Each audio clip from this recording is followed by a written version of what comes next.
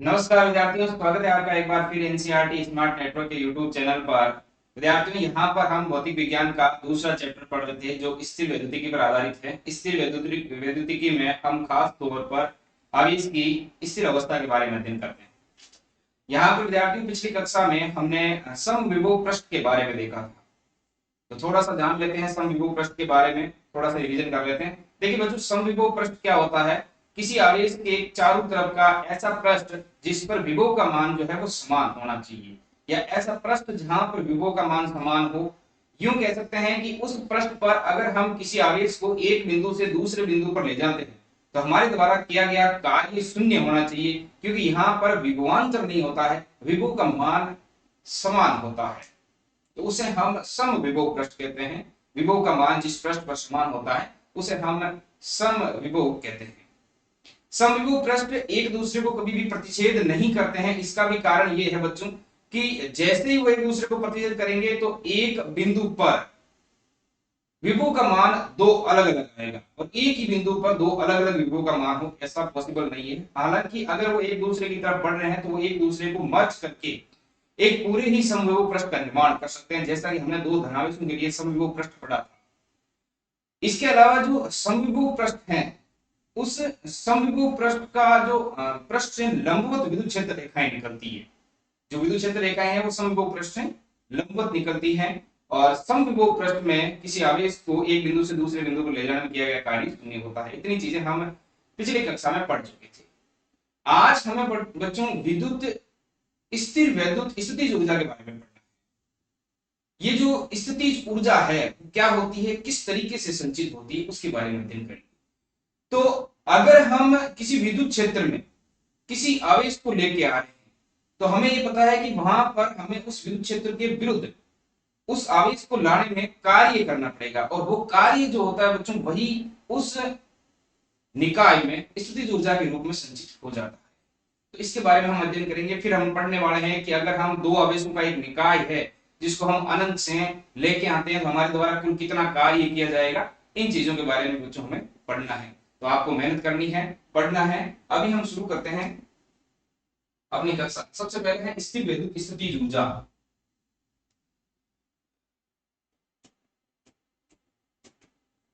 स्थिर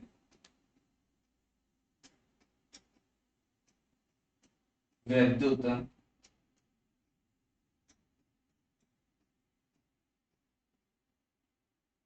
स्थितिज ऊर्जा।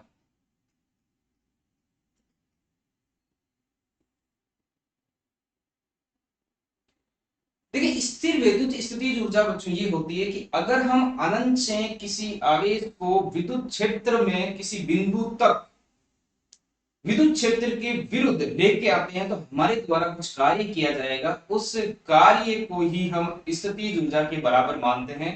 वो कार्य ही स्थितिज ऊर्जा के रूप में संचित हो जाता है। तो मैं इसको यहाँ पर शब्दों में लिख देता हूं, आप इसे ध्यान से देखते रहें।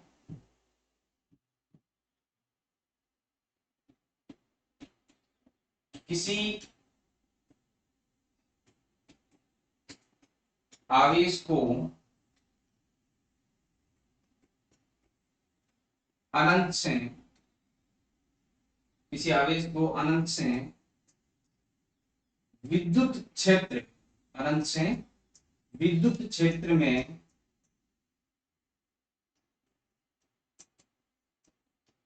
विद्युत क्षेत्र के विरुद्ध लाने में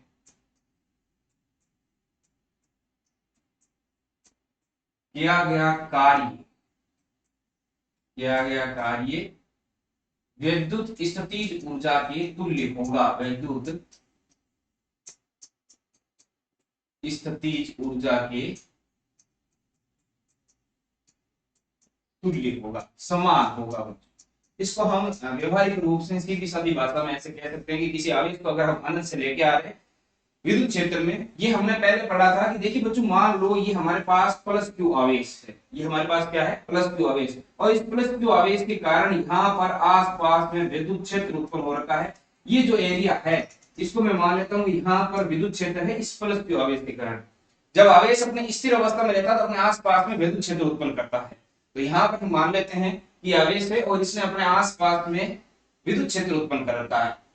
अगर हम यहां से किसी परीक्षण आवेश को, कहां से, अनंत से किसी परीक्षण आवेश क्यू नोट को, परीक्षण आवेश आप जानते ही हो अच्छे से कि ऐसा आवेश जो अपनी स्थिति के कारण दूसरे आवेश की स्थिति में कोई परिवर्तन नहीं करता है, अति अल्प मान का होता है। इसको हम जैसे ही इसके अंदर लेके आएंगे तो इस परीक्षण आवेश पर बच्चों बल कार्य करेगा F।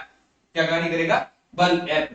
और इस परीक्षण आवेश को इस बल के विरुद्ध हम लेके आते हैं तो हमारे द्वारा एक कार्य किया जाता है W। क्या कार्य किया जाता है? W, जो कि W बराबर होता है Q इंटू V। V यहां पर इस आवेश Q के कारण उत्पन्न विभव है। V यहां पर क्या है? इस आवेश Q के कारण उत्पन्न विभव है। तो इसको अगर हम लिखना चाहें तो इस तरीके से लिख सकते हैं,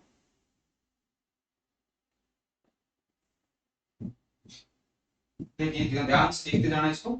माना एक Q आवेश, माना एक Q आवेश, माना एक Q नोट आवेश को अनंत से विद्युत क्षेत्र में, अनंत से विद्युत क्षेत्र में लाने में किया गया कार्य क्या होगा? W हो तो किया गया कार्य W हो तथा किया गया कार्य W हो तथा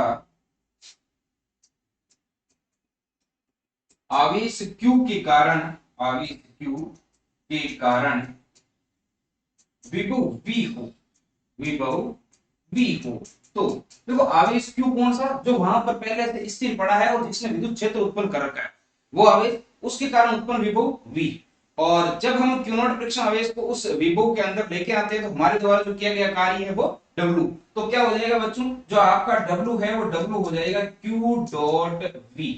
क्या हो जाएगा? Q dot V। ये चीज हमने कहां से निकाली? ये हमने पढ़ी थी विभव की परिभाषा से। विभव क्या होता है या विभवांतर क्या होता है, ये हमने पढ़ा था कि जब हम किसी विद्युत क्षेत्र में किसी परीक्षण आवेश को लेके आते हैं तो उस परीक्षण आवेश को लाने में हमारे द्वारा जो कार्य किया जाता है वो कार्य विभव होता है। कब? जब हम किसी एकांक धनावेश परीक्षण आवेश को लेके आते हैं। तो हम इसको ऐसे देख सकते हैं, V बराबर W अपॉन में Q। ये हमने विभव की परिभाषा में पढ़ा था। और जब इस Q नॉट का मान 1 हो, परीक्षण आवेश का मान कितना हो? 1 कूलम हो, एकांक धनावेश हो, तो ये 1 होगा तो ये जो B है वो किसके बराबर होगा? किए गए कार्य के बराबर होगा। तो यहां से हम W बराबर क्या लिख सकते हैं? QV लिख सकते हैं बच्चों। क्या लिख सकते हैं? QV। तो इतना समझ में आ गया होगा। फटाफट इसका स्क्रीनशॉट लीजिए, आगे चलते हैं। चलिए इसको यहीं पे छोटा कर देते हैं।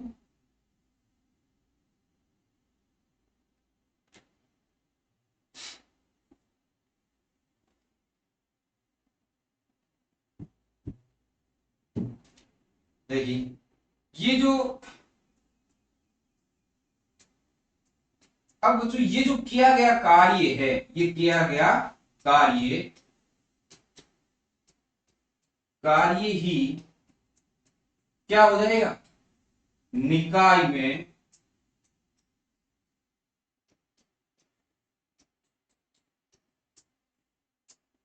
स्थितिज ऊर्जा के रूप में, स्थितिज ऊर्जा के रूप में संचित हो जाता, संचित हो जाता है। यानी कि जब हम ये कार्य कर रहे होते हैं, हम जब किसी परीक्षण आवेश को विद्युत क्षेत्र में विद्युत क्षेत्र के विरुद्ध ला रहे होते हैं तो हमारे द्वारा जो कार्य किया जाता है वो कार्य ही बच्चों स्थितिज ऊर्जा के रूप में संचित हो जाता है। अर्थात हम कह सकते हैं कि जो आपका W है वो W किसके बराबर है? U के। यहाँ W तो बच्चों है क्या? कार्य। W तो क्या है? कार्य। और ये जो U है वो आपकी विद्युत स्थितिज ऊर्जा का सिंबल है। किसका है? विद्युत स्थितिज ऊर्जा का सिंबल है बच्चों। तो फिर हम इसको ऐसे लिख सकते हैं कि जो आपका U है वो U हो जाएगा Q डॉट V के बराबर। ये जो U है वो किसके बराबर हो जाएगा? Q डॉट V के बराबर। क्लियर है बात यहां तक है? क्योंकि W ही तो Q डॉट V के बराबर है। और डब्ल्यू किसके बराबर है बच्चों? डब्ल्यू ही यू के बराबर है। अब हम बात कर लेते हैं इस विद्युत स्थितिज ऊर्जा की मात्रक और विमा की। तो विद्युत स्थितिज ऊर्जा का मात्रक, देखिए यू का मात्रक जो होगा बच्चों, यू का मात्रक जो होगा, यू कौन है? विद्युत स्थितिज ऊर्जा। तो विद्युत स्थितिज ऊर्जा का जो मात्रक होगा बच्चों वो क्यू डॉट वी के मात्रक के बराबर ही होगा, क्योंकि दोनों का मान बराबर है। तो मैं इसको ऐसे लिख सकता हूं, क्यू डॉट वी का मात्रक, ये दोनों ही बच्चों कैसे होंगे? बराबर होंगे। दोनों ही कैसे हो जाएंगे? बराबर हो जाएंगे। तो मैं ये ऐसे लिख सकता हूं, यू का मात्रक, हमें यही तो ज्ञात करना है। यू का जो मात्रक है बच्चों, क्यू का मात्रक आप जानते हो आवेश है, आवेश का जो मात्रक है वो क्या होता है? कूलाम होता है, गुणा में वी का मात्रक, वी क्या है? विभव है बच्चों, और विभव का मात्रक क्या होता है? वोल्ट होता है बच्चों। क्या होता है? वोल्ट। तो ये हो गया वोल्ट। तो हम कह सकते हैं कि विद्युत स्थितिज ऊर्जा का जो मात्रक है वो कूलाम गुणा वोल्ट होगा, कूलाम गुणा वोल्ट हो जाएगा। और ये जो कूलाम गुणा वोल्ट है बच्चों, कूलाम गुणा वोल्ट, इसको ही हम कहते हैं जूल। इसको ही हम क्या कहते हैं? जूल कहते हैं बच्चों। वैसे ये जो जूल है वो किसका मात्रक है? कार्य का मात्रक भी है। किसका मात्रक है? कार्य का मात्रक भी। आपने पढ़ा होगा कि कार्य बराबर भी तो कूलाम इंटू वोल्ट ही होता है, आवेश गुना भी होता है। उसको तो हम विद्युत स्थितिज ऊर्जा कहते हैं। तो विद्युत स्थितिज ऊर्जा और कार्य का जो मात्रक होगा वो एक समान होगा। यहां तक क्लियर हो जानी चाहिए, सिंपल सी बातें हैं, कोई ज्यादा इनके अंदर लोड वाली बात नहीं है। चलिए अब हम बात कर लेते हैं स्थितिज ऊर्जा के मात्रक की, सॉरी विमा की। विद्युत स्थितिज ऊर्जा की विमा, विद्युत स्थितिज ऊर्जा की जो विमा है वो विमा क्या हो जाएगी बच्चों? चलिए विमा हम लिख देते हैं यहां पर। विमा किसके बराबर होगी? यू की विमा। देखिए यू की विमा को अगर आप संबंध स्थापित करना चाहे तो ऐसे कर सकते हो, क्यू डॉट वी की विमा, या फिर आप ऐसे लिख सकते हो डब्ल्यू की विमा। इन तीनों की जो विमा है बच्चों बराबर ही होती है, देखो डब्ल्यू बराबर क्यू भी होता है और यू बराबर भी क्यू भी होता है। तो क्यू बी की विमा डब्ल्यू के बराबर होगी, डब्ल्यू की विमा यू के बराबर होगी। तो मैं यहां पर लिख सकता हूं यू की विमा क्या हो जाएगी? M1 L2 T-2 हो जाएगी। ये विद्युत स्थितिज ऊर्जा की विमा हो जाएगी और ये विद्युत स्थितिज ऊर्जा का क्या हो जाएगा बच्चों? मात्रक हो जाएगा। ये तो विद्युत स्थितिज ऊर्जा की विमा है और ये विद्युत स्थितिज ऊर्जा की मात्रक है। फटाफट इसका स्क्रीनशॉट लीजिए, फिर हम चलते हैं आगे की ओर। थोड़ा सा छोटा कर देता हूं इसको, कुछ एक दो बात इसके बारे में और लिख देते हैं।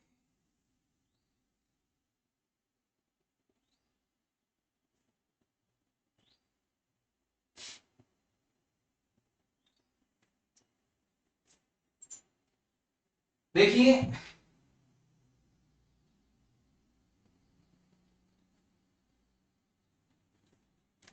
ये जो स्थितिज ऊर्जा है बच्चों, ये ध्यान रखना कि जो आपकी विद्युत स्थितिज ऊर्जा है, विद्युत स्थितिज ऊर्जा अदिश राशि है। कैसी राशि है बच्चों? अदिश राशि।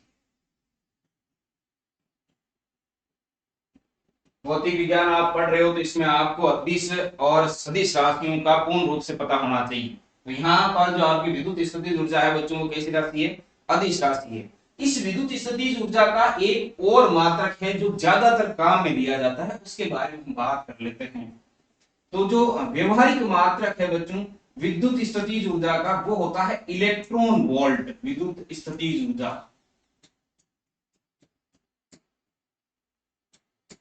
ऊर्जा का अन्य मात्रक, अन्य मात्रक जो है वो क्या होता है बच्चों? उसे कहते हैं इलेक्ट्रॉन वोल्ट, ईवी से दर्शाते हैं। ये जो आपका ईवी है बच्चों इसे कहा जाता है इलेक्ट्रॉन वोल्ट। इसे क्या कहा जाता है? इलेक्ट्रॉन वोल्ट कहा जाता है। और हम कह सकते हैं कि जो एक इलेक्ट्रॉन वोल्ट है वो किसके बराबर होगा? देखिए एक इलेक्ट्रॉन वोल्ट किसके बराबर होगा? देखो जो एक इलेक्ट्रॉन है ये वाला, इस एक इलेक्ट्रॉन का आवेश कितना होता है? 1.6 गुना 10 की घात -19 कूलम। यही होगा भाई। एक इलेक्ट्रॉन है, इलेक्ट्रॉन पर आवेश की मात्रा कितनी होती है? 1.6 गुना 10 की घात -19, तो मैंने लिख दिया 1.6 गुना 10 की घात -19 कूलम। ये किसकी जगह लिखा है? इस एक इलेक्ट्रॉन की जगह। किसकी जगह लिखा है बच्चों? एक इलेक्ट्रॉन की जगह। देखो लास्ट में और मात्र कौन सा लगा हुआ है? वोल्ट लगा हुआ है, तो मैं यहां लिख देता हूं वोल्ट। क्या लिख दिया?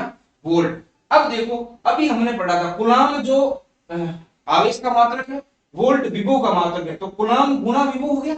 और कूलम गुणा विभव अभी जो पढ़ा था, कूलम गुणा वोल्ट, ये रहा। विभव का मात्रक क्या है? वोल्ट है। तो कूलम गुणा वोल्ट, इसको तो हम क्या कहते हैं बच्चों? जूल कहते हैं। तो इसको हम ऐसे लिख सकते हैं कि एक इलेक्ट्रॉन वोल्ट में 1.6 गुना 10 की घात -19, ये तो सेम रहेगा। और ये आपका जो कूलम गुणा वोल्ट है, इसकी जगह हम लिख सकते हैं जूल। कितने जूल के बराबर होता है एक इलेक्ट्रॉन वोल्ट?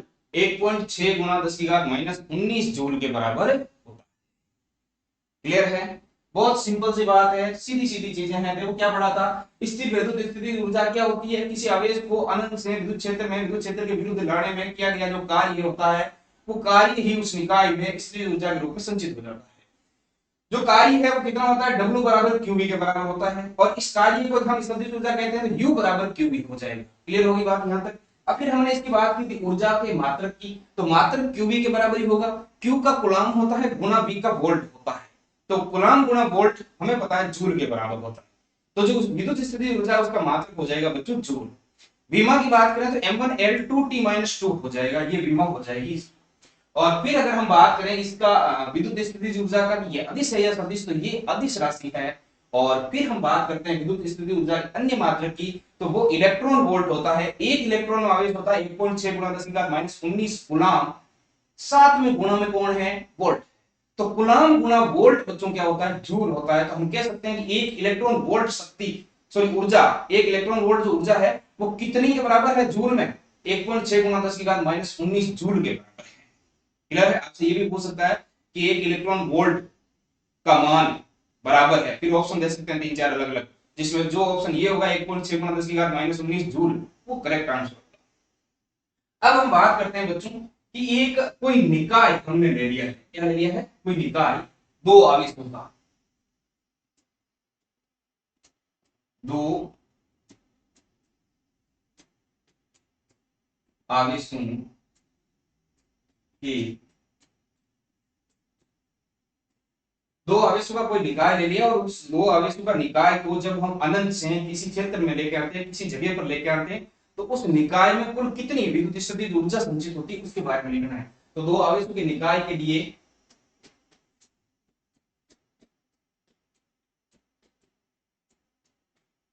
विद्युत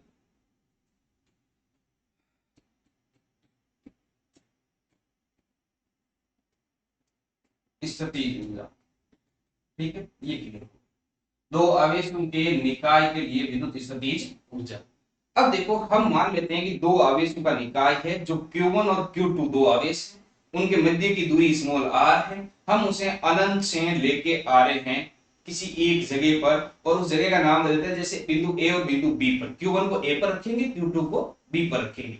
तो जब हम अनंत से उसको बिंदु A और बिंदु B पे लेके आएंगे, तो वहां पर जो कुल कार्य किया जाएगा हमारे द्वारा, वो कार्य हमें ज्ञात करना है। और वो कार्य ही बच्चों किसके बराबर हो जाएगा? उस निकाय में संचित कुल स्थितिज ऊर्जा के बराबर हो जाएगा। तो आइए ज्ञात करते हैं, ध्यान से समझने की कोशिश करना, आराम से इस चीज को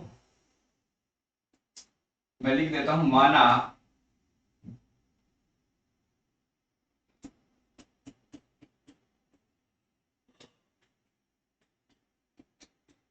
दो आवेशों का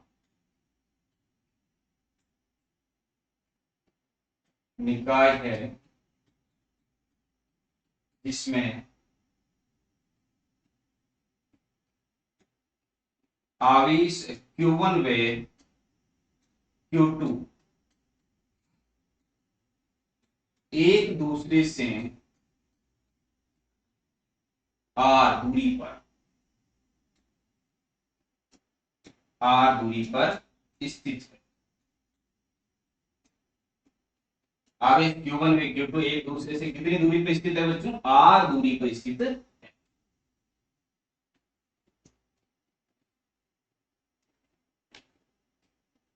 आवेश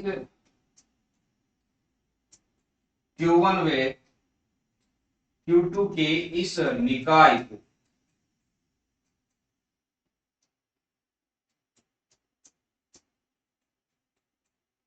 अनंत से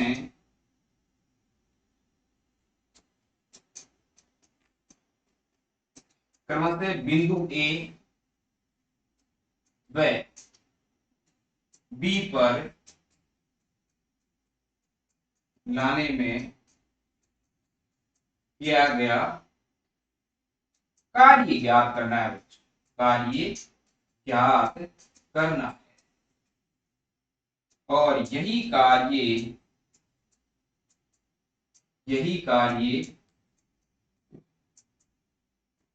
निकाय में संचित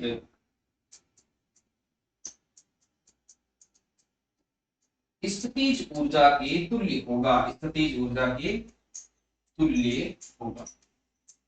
देखिए बच्चों, ये थ्योरी पूरी की पूरी आपको पुट करनी है, तो आपको साथ के साथ नोट्स बनाते जाना है, थ्योरी पूरी की पूरी आपको लिखनी है। चलिए अब हम इसका डेरिवेशन कर लेते हैं। छोटा सा डेरिवेशन है, कोई ज्यादा कॉम्प्लिकेटेड मामला इसमें है नहीं। देखो ये कह रहा है कि एक आवेशों का निकाय मान लिया हमने Q1 और Q2 और दोनों के बीच की जो दूरी है वो स्मॉल r है। ऐसे हम निकाय को अनंत से लेके आ रहे हैं। अनंत से क्यों लाते हैं वो हमने आपको पहले से बता दिया कि पृथ्वी और अनंत का जो विभव है मानक विभव माना जाता है, शून्य विभव माना जाता है बच्चों। और हम ऐसी जगह पर ला रहे हैं जहां पर हम ये मान के चलते हैं कि पहले से कोई आवेश वहां पर स्थित नहीं है।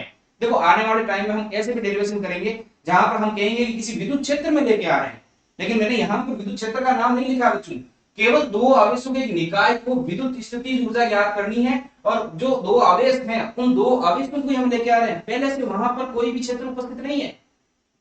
अगली कुछ क्लासों में हो सकता है हम ऐसा डेरिवेशन करें कि हम किसी आवेशों के निकाय को ऐसी जगह ला रहे हैं जहां पर पहले से विद्युत क्षेत्र है। पहले से विद्युत क्षेत्र उत्पन्न है, इसका मतलब क्या है?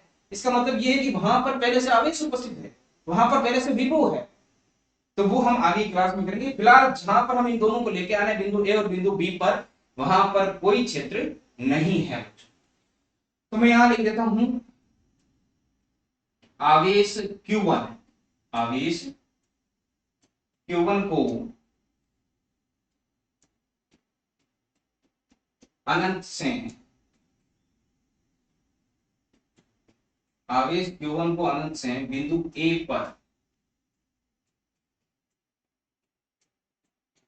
लाने में किया गया कार्य। पहले हम कार्य ज्ञात कर देते हैं और कार्य ज्ञात करने के पश्चात हम उस कार्य को कन्वर्ट कर देंगे विद्युत स्थितिज ऊर्जा में, और वही विद्युत स्थितिज ऊर्जा हो जाएगी। तो बच्चों W बराबर हमने पढ़ा था QV, क्या पढ़ा था? V। तो हम यहाँ लिख देते हैं V का मान जो है वो क्या हो जाएगा? बिंदु A पर विभव, कहां पर विभव? बिंदु A पर विभव। तो ये बिंदु A पर विभव क्या है बच्चों? इसका मतलब है कि हमने अनंत से किसी आवेश को लेके आना है। कहां पर लेके आना है? बिंदु A पर लेके। और बिंदु A पर विभव कितना है? तो बिंदु A पर विभव बच्चों शून्य होना चाहिए, क्योंकि हमने कहा है कि पहले से वहां पर कोई विद्युत क्षेत्र नहीं है, कोई भी आवेश नहीं है, तो वहां कोई विरोध करने वाला भी नहीं होगा। जगह खाली है तो कोई विरोध नहीं करेगा, विरोध नहीं करेगा तो उसको लेके आओ, कोई समस्या होगी नहीं। तो यहाँ पर जो बिंदु ए है, मैं यहाँ लिख देता हूं आपके लिए, इसको ध्यान रखना। बिंदु ए पर विभव V है वो कितना हो जाएगा? 0 होगा बच्चों। विभव कितना हो जाए? 0 हो जाएगा। 0 क्यों होगा? क्योंकि वहां पर पहले से कोई विद्युत क्षेत्र नहीं है, कोई आवेश नहीं है। तो जब हम बिंदु को लेके आएंगे, आवेश को लेके आएंगे, तो कोई भी विरोध करने वाला नहीं है, जगह पहले से खाली है। तो हम लिख सकते हैं कि W बराबर हो जाएगा Q.0, और किया गया कार्य जो है बच्चों वो आपके द्वारा हो जाएगा कितना? 0। मैं इसको नाम दे देता हूं समीकरण 1। तो ऐसी जगह पर जहां पर पहले से कोई आवेश नहीं है, वहां पर अनंत से हम किसी आवेश को लेके आते हैं, तो वहां पर हमें विरोध महसूस नहीं करना है, विरोध का अनुभव नहीं करना है। तो विरोध का अनुभव नहीं करना है तो हमें कार्य भी नहीं करना है, क्योंकि आवेश अपने आप आ जाएगा। और वहां पर जब आवेश को लेके आएंगे तो हमारे द्वारा किया गया कार्य कितना हो जाएगा? शून्य हो जाएगा। अब देखिए इस निकाय में यहां बना देता हूं आपके लिए, बनाया नहीं, देख लेना। मान लेते हैं ये निकाय है जो स्मॉल r दूरी पर है, ये Q2 आवेश और ये Q1 आवेश। इस अवस्था में लाना, ये बिंदु ए है और ये बिंदु बी है। हमने अनंत से इस Q1 आवेश को लेके आए, इसको लाए अनंत से Q1 आवेश को यहां लेके आए, कोई विरोध का अनुभव नहीं हुआ। अब हम Q2 आवेश को लेके आएंगे तो बच्चों देखो क्या होगा, यहां पर पहले से विभव रहेगा। जब हम Q2 आवेश को लाएंगे तो क्या होगा, पहले से विभव रहेगा, मतलब इस Q1 आवेश के कारण विद्युत क्षेत्र उत्पन्न हो गया, विभव उत्पन्न हो गया। तो जब हम Q2 को लेकर आएंगे तो ये Q1 क्या करेगा, विरोध करेगा। क्या करेगा, विरोध करेगा, किसका, Q2 का। तो अब यहां पर पहले से विभव रहेगा, देखो कितना रहेगा,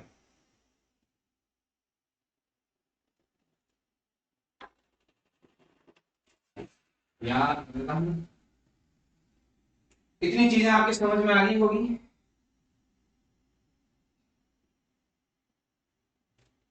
देखो यहाँ विभव का मान शून्य क्यों आया, पता चल गया होगा आपको। फिर मैं लिखता हूं, अब है आवेश Q2 को, कौन से आवेश को बच्चों, आवेश Q2 को अनंत से कौन से बिंदु पर लाएंगे, बिंदु बी पर, बिंदु बी पर लाने में किया गया, लाने में किया गया। अब मुझे ये बताइए आप कि जो कार्य है वो तो हम जानते हैं क्या हो जाएगा, इसको हम W1 नाम दे देते हैं, इसको नाम दे देते हैं W2, दूसरा कार्य W2। तो जो कार्य है W2 बच्चों वो क्या हो जाएगा Q, और यहां लिखेंगे बिंदु B पर विभव, बिंदु B पर विभव। पहले तो बिंदु A पर लेके आए थे, तो बिंदु A पर विभव, विभव था नहीं, बिंदु B पर विभव। अब देखो बिंदु B पर विभव कितना है ये बताओ। चलिए मैं यहां लिखता हूं बिंदु B पर विभव, बिंदु बी पर विभव। ये जो बिंदु बी पर विभव है बच्चों किसके कारण है, Q1 के कारण है। किसके कारण, Q1 के कारण, क्योंकि Q1 पहले से बड़ा है। जब Q1 आया था तब कोई नहीं था, अब Q1 है जब हम Q2 को लेके आ रहे हैं, तो विभव होगा Q1 के कारण। और विभव का फॉर्मूला हमने पढ़ लिया था कि जो B है वो होता है बच्चों क्या, B होता है 1/4 पाई किसके कारण है, Q1 के कारण। Q1 अपॉन में क्या आ जाएगा, R आ जाएगा। R क्या है, दोनों के मध्य की दूरी है।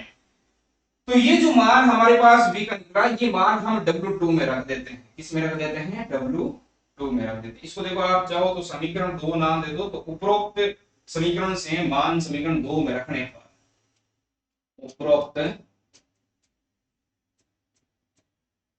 समीकरण से मान समीकरण 2 में रखने पर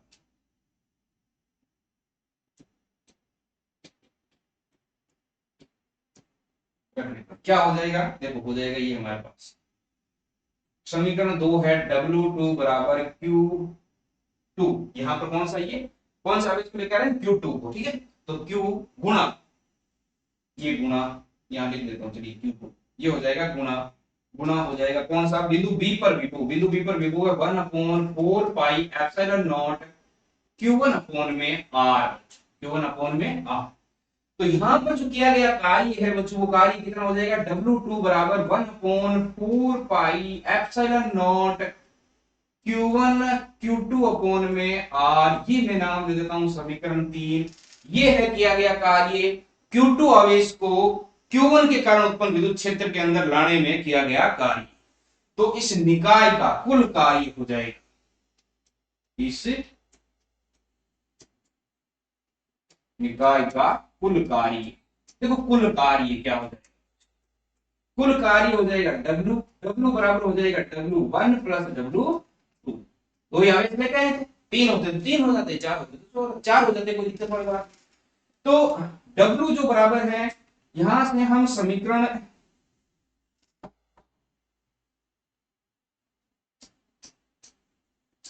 समीकरण कौन सी समीकरण है, एक तो समीकरण 1 व समीकरण 3 से उपरोक्त समीकरण में मान रखने पर, उपरोक्त समीकरण में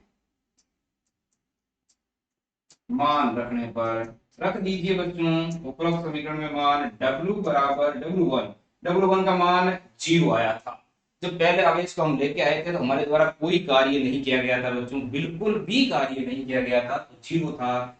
प्लस में W2, जब हम दूसरे आवेश को लेके आ रहे हैं तो पहले आवेश के कारण हमें विरोध अनुभव करना पड़ा था, और उसके कारण हमें जो कार्य करना पड़ा था वो कार्य है 1/4πε0 Q1 Q2 अपॉन में R है। तो इस प्रकार यहां तक लिख दिया, कोई दिक्कत नहीं है। चलिए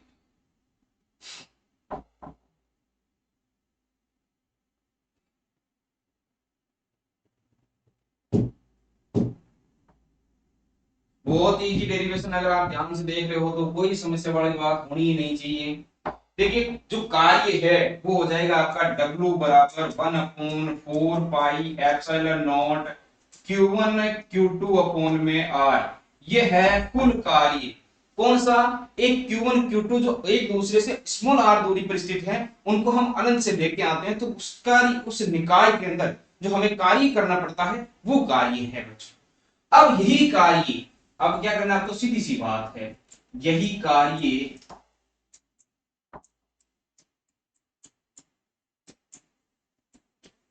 निकाय में